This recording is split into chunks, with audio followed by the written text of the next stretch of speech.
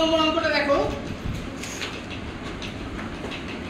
দীপেন বাবু হাট থেকে 480 টাকায় 6টি গামছা কিনেছেন। হাট থেকে 480 টাকায় 6টি গামছা কিনেছেন। যদি তিনি একই গামছা 4টি কিনতেন তবে কত খরচ হতো?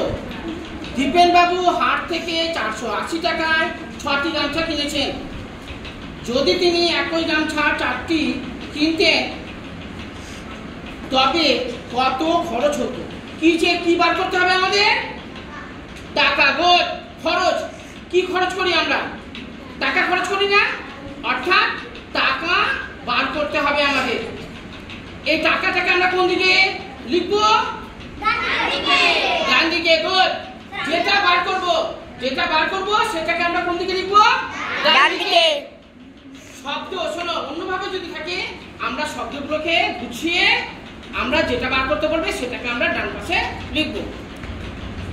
তাহলে 6টি গামছার দাম 480 টাকা এভাবে লিখতে পারি। কালার চেঞ্জ করব।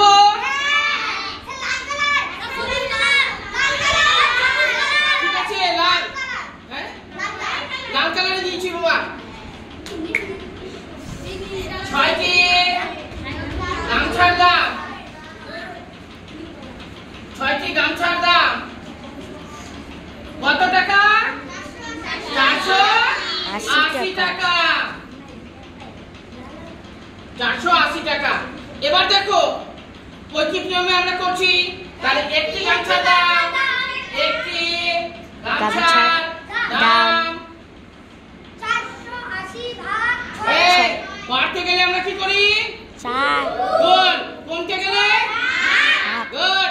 দেখো 6টি গামছার দাম 480 টাকা। একটি গামছার দাম বেশি হবে না কম হবে? কম হতে গেলে কি করব? কালার চেঞ্জ করে দেবো। কালার চেঞ্জ করে দিলাম। 480 ভাগ 6। আবার কালার চেঞ্জ করে দিই। এবার 4টি গামছার দাম কত খরচ হতো? 4টি গামছা কিনতে চেয়েছিল। তাহলে 4টি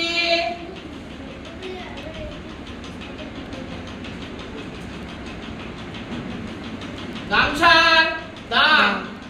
এবার দেখো একটি গামছার দাম কমে গেছিল, কম হবে। 4টি গামছার দাম বেশি হবে না কম হবে? বেশি হবে না কম হবে? বেশি। তাই কল কম। 480 গুণ 4 ভাগ 6। এবার তাহলে কি করব? হ্যাঁ, 6 দিয়ে 480 কে ভাগ যাবে? 80 80 6 এতে 48, 80, 4 এতে 32। হ্যাঁ বাবা 300 হ্যাঁ। এবার দেখো উত্তরে কি জানতে চেয়েছে? তবে কত খরচ হতো? হ্যাঁ, কালার চেঞ্জ করে নিচ্ছে আবার। এটা বোঝা যাচ্ছে এই রং? বুঝতে পারছো? তবে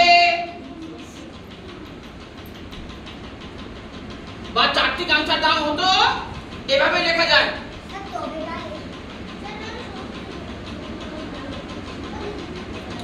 4টি গামছার দাম বা 4টি গামছার দাম হতো 4টি গামছার দাম 4টি গামছার দাম হতো হবে 4টি গামছার দাম হবে বা হতো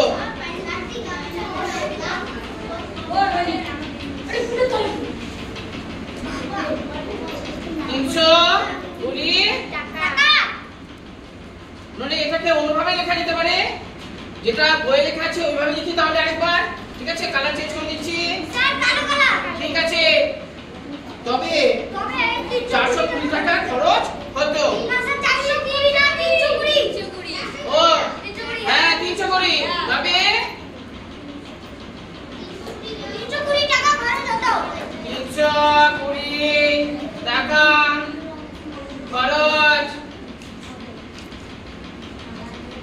খরচ হতো।